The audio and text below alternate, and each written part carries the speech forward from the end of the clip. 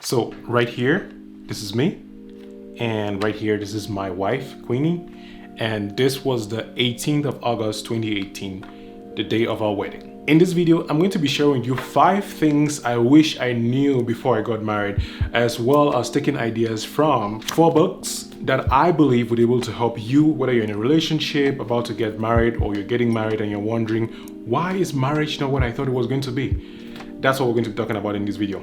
Hey, my name is Kamga and I'm a writer, and on this channel I make videos about creative entrepreneurship, relationships, and personal development. So if you're interested in learning about how to be a better person, how to follow your dreams, you know, the kind of things that you only read about in self-development books, but actually using ideas from personal stories and real life experience, I would highly recommend you subscribe to the channel, turn on the notification bell, because every single Tuesday I put up videos here like this one. So, the M word. Before I got into marriage, honestly, I did not think about it as much as I should. I think many African men, probably young men, don't get the opportunity to talk about marriage the way I wish they would.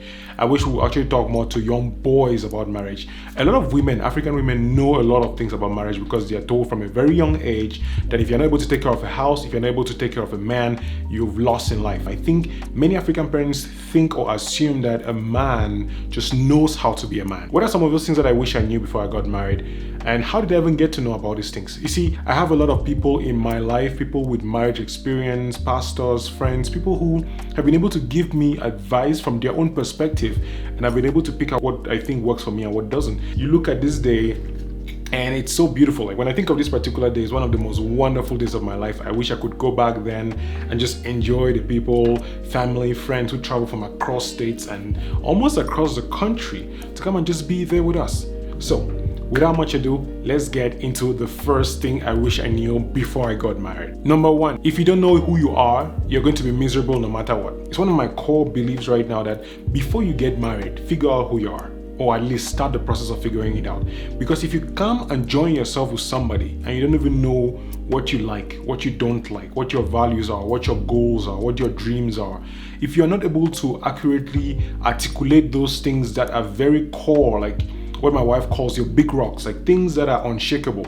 Take an example. If you want to have children, you should know before you get married whether you want to have children or not. It should not be a thing of, I'm not sure, I'm confused, because for men, I don't think we actually think about the fact that there's a time period during which having a child is better for the body or not. So we just assume that, well, we're going to have children, we're going to have children. And I think many people, when they get into marriages, because they don't know who they are not able to put their foot on the ground and say what they want. They are not able to actually pick partners based on what they are looking for in a partner. So it gets difficult along the years. You start arguing over things over and over because you simply didn't know who you were in the beginning. And that's happened to me multiple times. Like when I moved here, I wasn't certain whether I wanted to go to school or not, what I wanted to actually really do. Like I had ideas of building a channel, writing and do all these things, but I wasn't sure. And add that to the whole pressure of immigration, of being in a new country, and it becomes a very weird mix of identity and being with somebody. So it's been a very tumultuous period to figure that out and to be able to express that comfortably, knowing that there will be disagreements. And that's something that I think many people don't consider. So before you get married and everything, before you get into a relationship with somebody, figure out who you are, figure out what you want to do, at least have an idea of the kind of person that you are and be able to articulate it. And one book that I think would actually really help is this book, Mindset by Dr. Carol S. Dweck. Talks about the new psychology of success, how we can learn to fulfill our potential, parenting, business, school, relationships.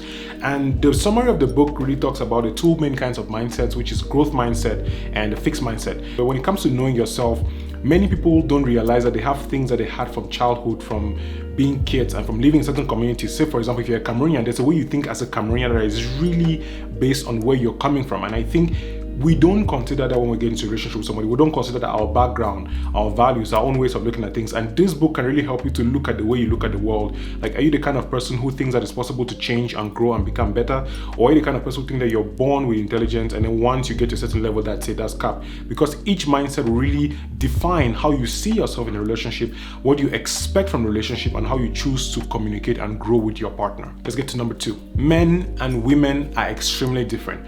For this one, I'm just going to go straight to a book that I think everybody should read. The Way of the Superior Man by David Dyer. I can't say too much about this book without having you read it, but one thing that I know that is very clear is that this book will either offend you completely or open your eyes to things. And for me, it opened my eyes to a lot of things. Some truths are so difficult to understand and appreciate because we are biased, because we have expectations, because we have a foundation built on a way of looking at the world that may not be true. So when it comes to men and women, we come to these relationships together and then we assume that we're the same. We have the same needs, we have the same communication style, we have the same way of looking at the world, the same expectations, the same behaviors. Like, I've known my wife for over 15 years. We've known each other since we were in high school. Like, we've known a lot about ourselves, and there was a lot that I see now about that friendship that people will assume that because you know somebody so well, you will think that the marriage will be smooth. The assumption that you think you know somebody for this long and that you know them really well doesn't really work that great when you move into a marriage. For me, the past 2 years have been really one of discovery, of finding out who she is as a woman. I may have known her as a classmate, as a friend, as a confidant, but as a woman, with her needs, with her expectations of me as a man, and my behavior towards her, that people would think when reading the book that he's saying the man is the leader, the man is the one who has to do everything. And many people in the world, I think, especially on the African continent, is a woman cannot even think for herself. The man has to lead her to life. And when you don't understand the differences, the fundamental differences between men and women, you're going to have it very hard in your marriage. Trust me. I know. One example, and I'm sure if you're a woman, you're watching this, tell me if I'm wrong.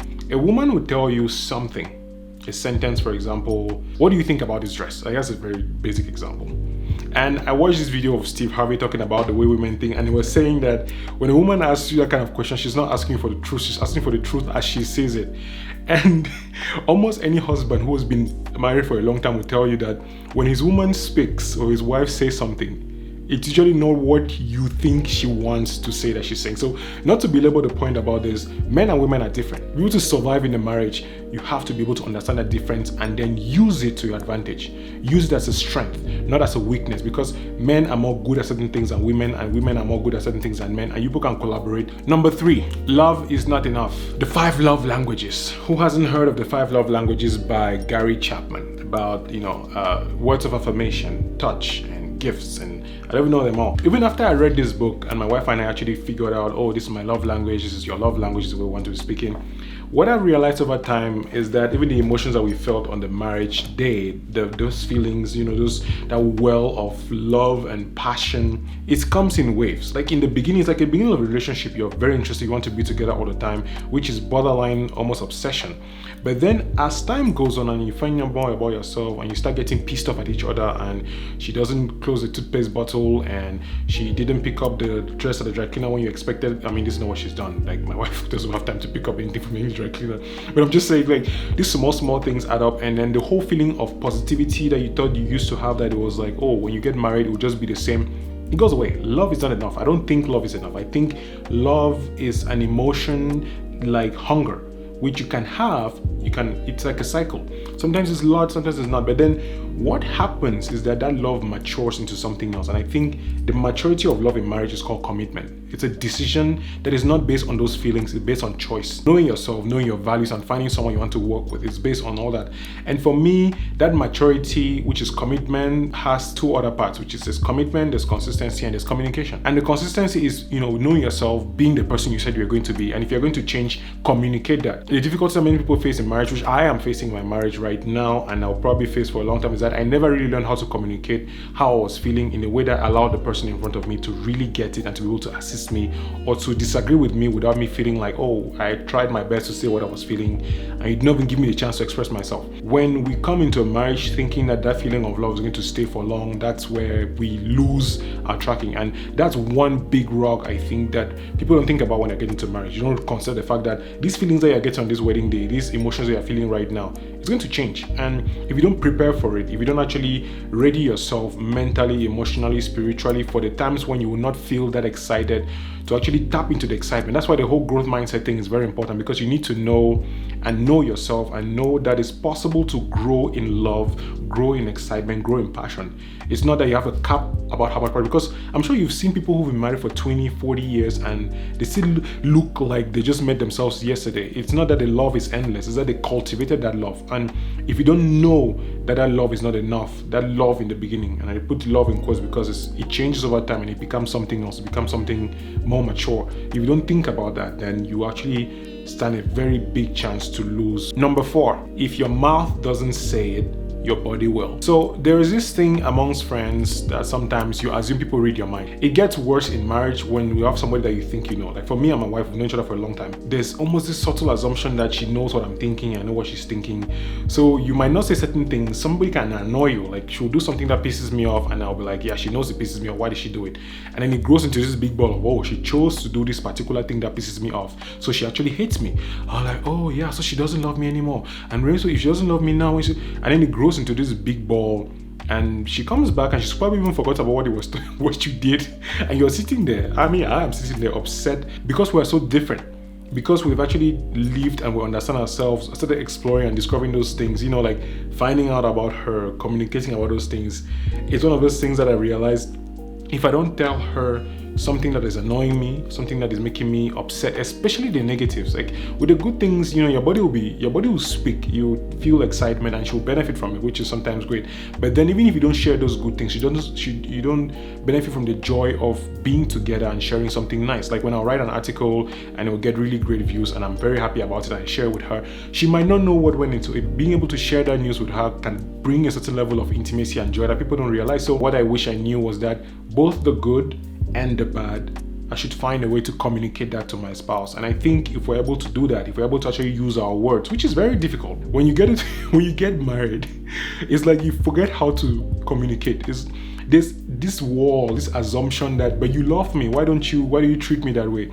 We forget that we're dealing with human beings. And you see another point, which is one of the last points, which is what I really think we should consider when we're talking about relationships and marriages. So let's get to the next point. Number 5, you won't agree all the time.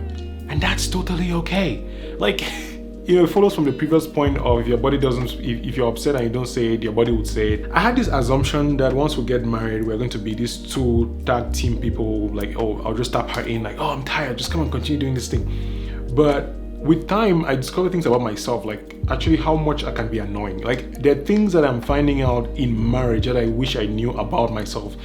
Back in Cameroon, I spent a lot of time by myself. Even when I had relationships, I never really lived with anybody for any long period of time. And even if I did, they were usually, you know, my roommates, like boys like me who would understand us. So we play video games, dirty dishes, throw our clothes on the floor, pack them when we want to. Like there was an almost unwritten understanding. Like if you're a dude, you know as a guy that if you want to tell your party man, or your dude, you want to tell your dude, like, bro, you know, we need to clean this room. And go like, yeah, bro, let's clean the room. And that's it. You know, the difference between men and women is so intricate that if you don't know how to actually communicate those disagreements, you will find out that actually you thought you knew somebody but you didn't. And then that whole thing of perfection, you will make mistakes. Like I wish somebody had told me these things. I mean, people have told me, but sometimes you need to go through these things to actually get it. You would make mistakes and you actually have to be okay with forgiving yourself. She or he would make mistakes and you have to understand that you can actually forgive him. Nobody is perfect. And I know there's an image of, you know, the love of your life, the soulmate, the passion, the person for you. But no, it's not. That's not how it works. It's you're a human being like me.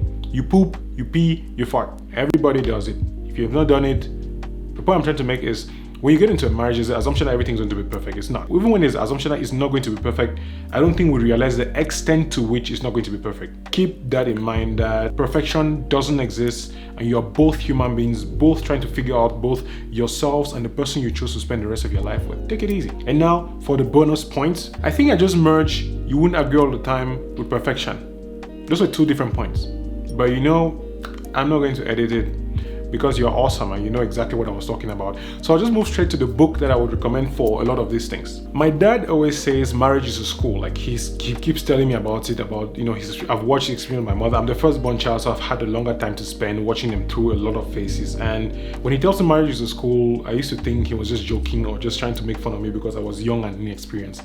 But the more I spend time in it, I mean, this is just my second year of being married, our second year of being married, and we've gone through a lot. This book, The Obstacle is the Way, The Ancient Art of Turning Adversity into Advantage. This book is a book that I read and will probably reread, which shows you that what you think might be the problem in your marriage might actually be the fuel you need to fix it or to grow. Let's say, for example, you're not able to have children. That's one big thing that many people who get married really want to have. You really want to have a kid, you really want to have a child, and you believe that not having a child is like the worst curse that could happen, especially if you're African. That obstacle of trying to get a child could be what unites you the most or what destroys you.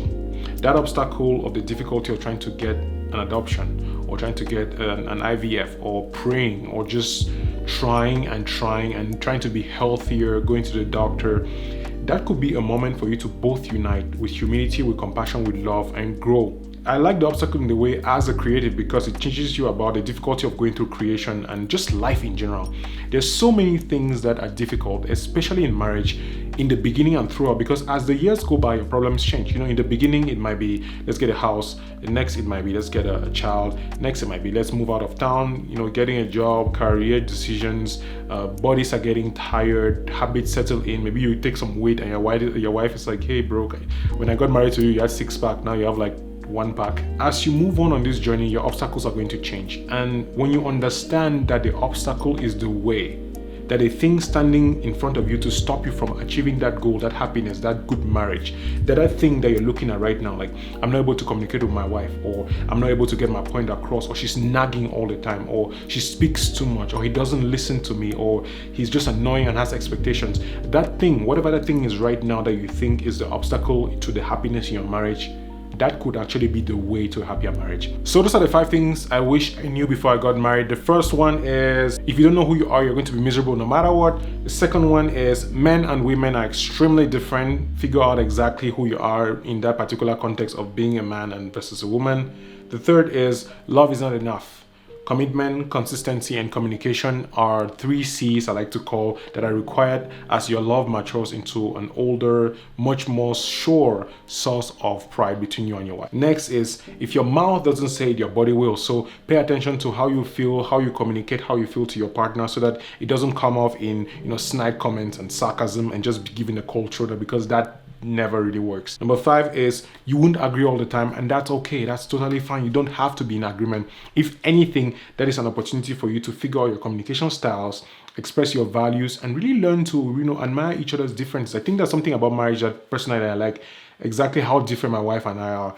And there's so much that I've learned from her that I don't know if I could have learned from anybody. She's a very smart, intelligent, passionate, optimistic, and high energy woman who in the beginning I just couldn't handle her energy. It was just too much. And then now I'm actually the one sometimes having to bring her energy up, because the work that she does is so exhausting and mentally draining that I just feel like that's why we're together, like knowing that we need each other in times like this. Number 6 is, you're not perfect. We think that we are born and we know things because we read books and read all these self-development books and we watch YouTube channels. We are now suddenly experts in marriage, making videos about marriage, right? But no. We're not perfect. Nobody is perfect. We are all figuring things out and all journeying. So yeah, thank you so much for watching this video. If you haven't subscribed to the channel yet, please do. My name is Kamga. I post videos here every Tuesday, videos about relationships, creative entrepreneurship, and self-development. So check out the channel, and on the screen right here, I've put up a video that will appear eventually, probably in like a few seconds, where I talk about don't get married. I shot that video a year ago and I was watching, trying to figure out exactly what kind of videos to make, and I saw that I didn't really go down deep, and it's been a while since I talked such of reporting from behind the wedding lines. And yeah, I thought I would share another video with you about that. So thank you so much for watching this video up to this point. I really appreciate you taking the time to do it. And if you would like to help me out to get more people to watch this video, I would really appreciate it. So please like this video, share it. The button is right there. Just click share. Other people will see it. It costs you nothing, and you get people to see my videos, and I'll grow popular and awesome, and we'll make money. I mean, I would make money, but you would be there to see me make money, and you'll be happy because you're a nice person. No? Okay. Fine. See you next Tuesday.